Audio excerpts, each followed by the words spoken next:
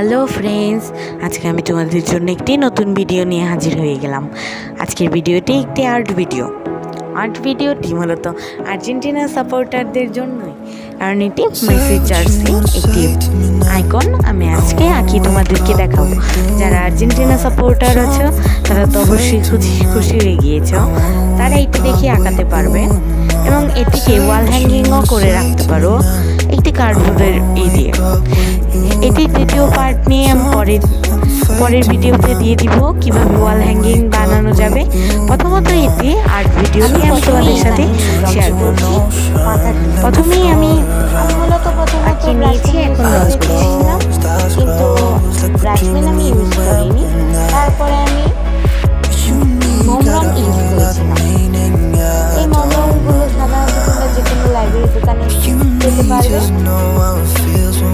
আর brush পেনও কেউ যদি use করতে চাও ব্রাশ পেনও ইউজ করতে পারবে, কোনো অসুবিধা নেই। ব্রাশ পেন ইউজ করলে আরও তাড়াতাড়ি হয়ে যাবে তোমাদের ড্রয়িং। ড্রয়িংটি কিন্তু আমার খুবই পছন্দের। প্রথমে যখন আমি কার্টুন স্টিকারটির মতো দেখেছিলাম তখনই ভেবে নিয়েছিলাম যে এই ড্রয়িংটি আমি করবো। এই ড্রয়িংটি তোমরাও করতে পারো। খুবই সুন্দর একটি ড্রয়িং। পরে আমি হাতে যে ব্যাগটি ছিল সেখানেও আকাশি কালারের রংটি করে নিয়েছিলাম।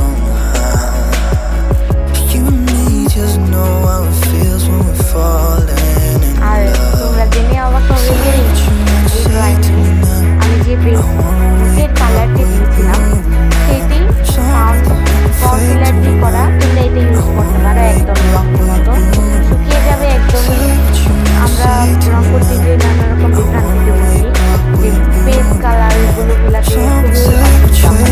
তোমরা এর জন্য এটা খুব সহজে কনসিলার ইউজ করো, একদম পারফেক্টলি হয়ে যাবে। কনসিলার দিয়েও করা যায়।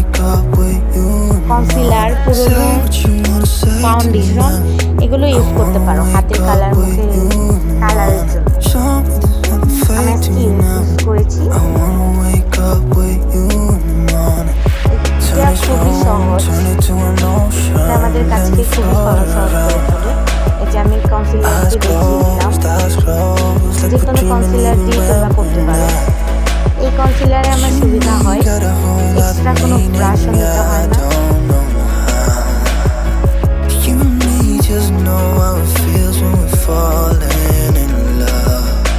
যা যেমনটা ইচ্ছা নিতে পারো।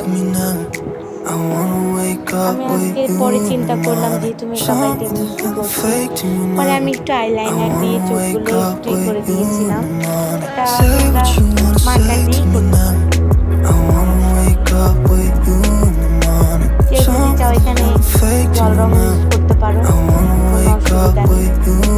তাছাড়া মোম রঙের ওই একটা শেড থাকে সেটাও করতে পারো। আমি তোমাদেরকে দেখানোর জন্য যে ফাউন্ডেশন ইউজ করা যায়।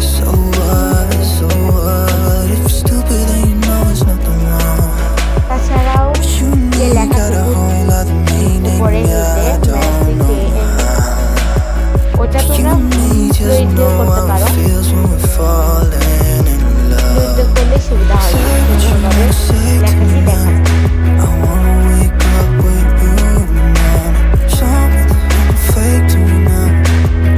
আমি এখন এখানে কালো রং দিব। এরপর আমি একটি সাদা কাজলও নিয়ে নিয়েছিলাম। এটা দিয়েও আমি সাদা জার্সির যে কালারটা তোমরা চাইলে ফ্লুইড দিয়ে করে নিতে পারো। ফ্লুইড দিয়ে উপরের কালারটাও গাঢ় করে নিয়েছি। ফ্লুইড, সাদা কাজল, তোমাদের যেটা ইচ্ছা তোমরা যে কোনোটা ইউজ করতে পারো। তাছাড়াও সাদা রং ডমসের যে পেন্সিল কালার থাকে সেখানে সাদা কালারটা আছে, হোয়াইট কালার ওইখান থেকেও করতে পারো। আর হ্যাঁ, আমার এটি ডান একদম। আর লাস্টে আমি এই ছবিটি দিলাম কারণ এটি থেকে আমি করছি। গুড বাই, ভালো থেকো তোমরা।